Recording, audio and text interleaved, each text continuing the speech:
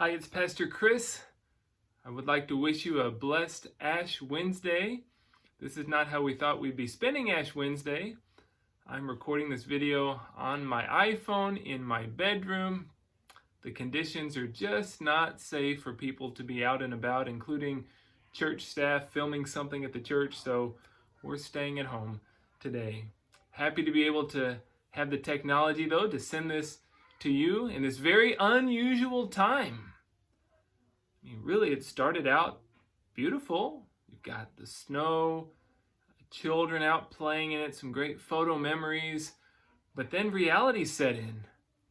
Pipes bursting, people without power, icy roads, individuals and families huddled in the cold overnight, bundled up as much as possible under blankets.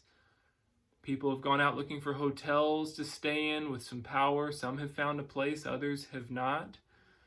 And so we've been feeling a flurry of emotions and doing some activities that we don't normally do here in San Antonio. Who would have thought? Iced in San Antonio, Texas. And through all of this, the Lord is with you. I'm praying for you if you are among those who are most affected, without power, without water, struggling in any way. You're in my prayers. The Lord is with you. The Lord is with us through this time. He is going to help us to weather this storm, just as he helped the disciples to weather a storm, recorded in Mark chapter 4. The disciples were with Jesus on the Sea of Galilee, and a furious squall broke out. That means a big storm on the water. The disciples were afraid that their boat was going to fill up with water and they were going to drown.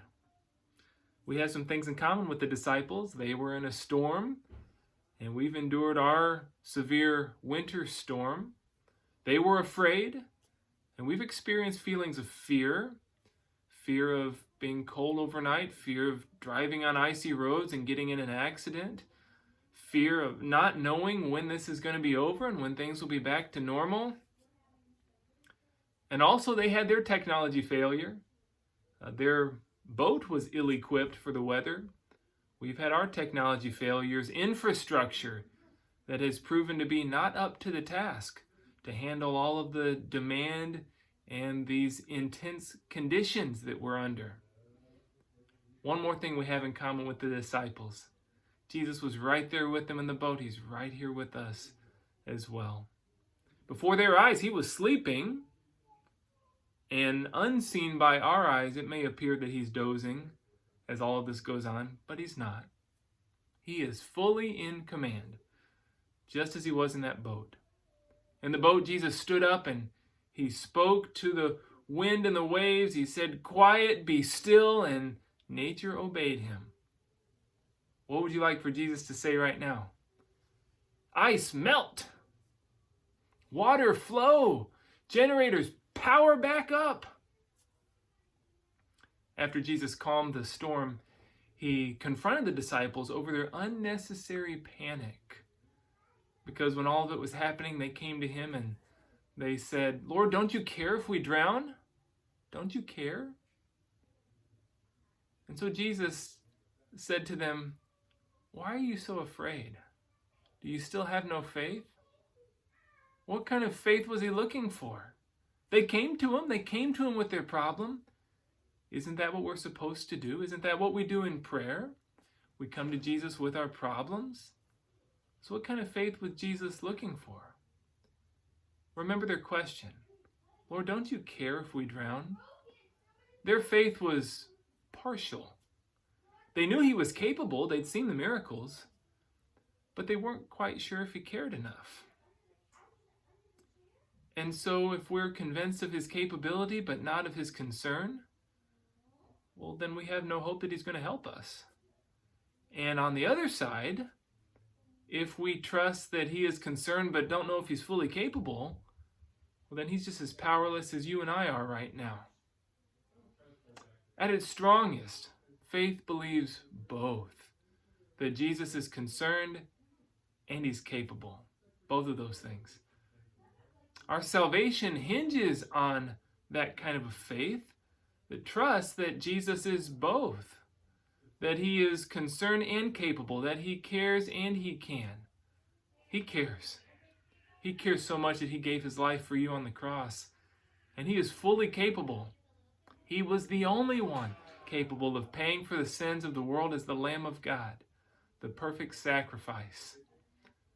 His concern and his capability give us every reason for hope right now. He is fully in command of the situation. He is the Lord over all things, including nature.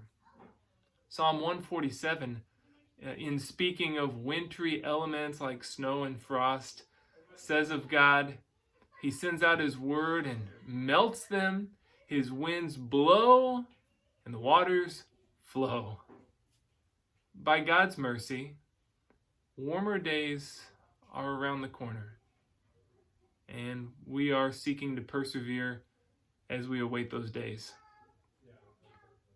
We were supposed to be at church today for Ash Wednesday, marking our foreheads with black dust, and instead we're surrounded outside by white dust. Not the way we thought the day was going to go. And so here's the new plan, is we'll celebrate Ash Sunday this weekend. We have the ashes, we're ready to go. God willing, we'll be able to gather for worship this weekend, and we'll have Ash Sunday, and we'll welcome the season of Lent in a special way. In the meantime, please, please, please be safe. Stay warm as much as you can. Be careful and preserve your health, trusting that the Lord is your protector.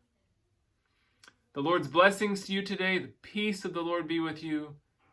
And happy Ash Wednesday.